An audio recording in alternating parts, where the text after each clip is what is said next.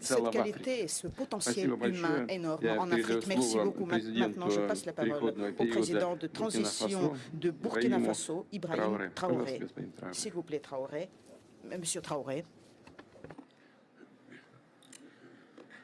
Camarade président Vladimir Poutine, camarade président chef d'État africain, camarade chef de délégation, bonjour.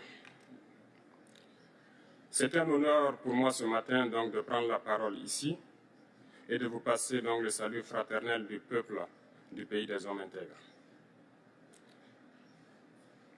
C'est aussi le lieu pour moi, avant tout propos, de rendre grâce à Dieu, Dieu Tout-Puissant qui nous a permis de nous réunir ici ce matin en bonne santé pour parler de l'avenir et du bien-être donc de nos peuples. Je m'en vais m'excuser auprès des anciens que je pourrais vexer dans mes propos à venir. Africanité oblige, les droits d'aînesse, je me dois de m'excuser. Camarades, j'ai quelques questions donc de ma génération, mille et une questions qu'on se pose. Mais nous n'avons pas de réponse. Et il se trouve qu'ici, nous pouvons laver donc notre linge sale parce qu'on se sent en famille. On se sent en famille en ce sens que la Russie est une famille aussi pour l'Afrique. C'est une famille parce que nous avons la même histoire. La Russie a consenti d'énormes sacrifices pour libérer le monde du nazisme pendant la Seconde Guerre mondiale.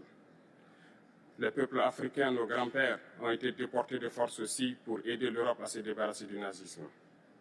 Nous partageons la même histoire en ce sens que nous sommes les peuples oubliés du monde. Qu'ils soient dans les livres d'histoire, dans les documentaires ou films, on tend donc à balayer le rôle prépondérant qu'a joué la Russie et de l'Afrique dans cette lutte contre le nazisme. Nous sommes ensemble parce que, actuellement, nous sommes là pour parler de l'avenir de nos peuples, de ce qui va advenir demain, de ce monde libre auquel nous aspirons, de ce monde sans ingérence dans nos affaires internes.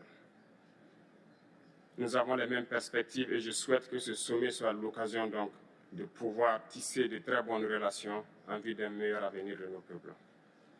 Les questions que mes générations se posent sont les suivantes, si je peux me résumer, c'est de ne pas comprendre comment l'Afrique, avec tant de richesses sur notre sol, avec une nature généreuse, de l'eau, du soleil en abondance, l'Afrique est aujourd'hui le continent le plus pauvre. L'Afrique est un continent affamé. Et comment se fait-il que les chefs d'État traversent donc le monde à mendier? Voici des questions que nous nous posons et que nous n'avons pas de réponse jusque-là. Nous avons l'occasion de tisser de nouvelles relations. Et j'espère que ces relations puissent être les meilleures pour donner un meilleur avenir à nos peuples. Ma génération me charge aussi de dire que, par ce fait de pauvreté, ils sont obligés de traverser l'océan pour essayer de rallier l'Europe. Ils meurent dans l'océan. Mais que prochainement, ils n'iront pas traverser parce qu'ils viendront devant nos palais pour chercher leur pitance quotidienne. Pour ce qui concerne le Burkina Faso, aujourd'hui, nous sommes confrontés depuis plus de 8 ans à la forme de manifestation la plus barbare, la plus violente du néocolonialisme, de l'impérialisme. L'esclavage qu'on tend encore à nous imposer. Nos dévanciers nous ont bien appris une chose. L'esclave qui n'est pas capable d'assumer sa révolte ne mérite pas que l'on s'apitoie sur son sort. Nous ne nous apitoyons pas sur nos sorts, on ne demande pas que quelqu'un s'apitoie sur notre sort. Le peuple burkinabé a décidé de lutter contre l'île terroriste en mesure de relancer son développement. Dans cette lutte, des vaillants peuples, des vaillantes populations se sont engagées à prendre les armes face au terrorisme, ceux que nous avons affectueusement appelés les VDP, des volontaires. Nous sommes surpris de voir les impérialistes traiter ces VDP de milices et de tout type. C'est décevant, parce qu'en Europe, lorsque des peuples prennent les armes pour défendre leur patrie, on les traite de patriotes. Nos grands-pères ont été déportés pour sauver l'Europe. Ce n'était pas avec leur consentement, contre leur gré. Et bien au retour, on se rappelle bien qu'à Tiaroy, lorsqu'ils ont voulu revendiquer leurs droits élémentaires, ils ont été massacrés. Cela ne fait rien donc. Lorsque nous, peuple, nous décidons de nous défendre, on nous traite de milices. Mais là n'est pas le problème.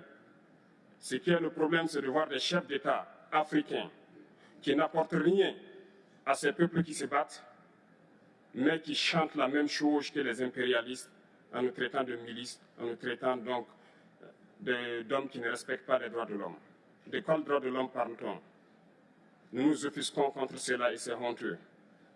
Il faut que nous, chefs d'État africains, nous arrêtons de nous comporter donc en marionnettes qui dansent à chaque fois que les impérialistes tirent sur les ficelles. Hier, le président Vladimir Poutine a annoncé donc l'envoi des céréales en Afrique. Nous sommes bien contents. Nous lui disons merci pour cela. Mais aussi, c'est un message passé à nous, chefs d'État africains, parce qu'au prochain forum, nous ne devrons pas venir ici sans avoir assuré, pour ceux qui ne connaissent pas la guerre, l'autosuffisance alimentaire de nos peuples.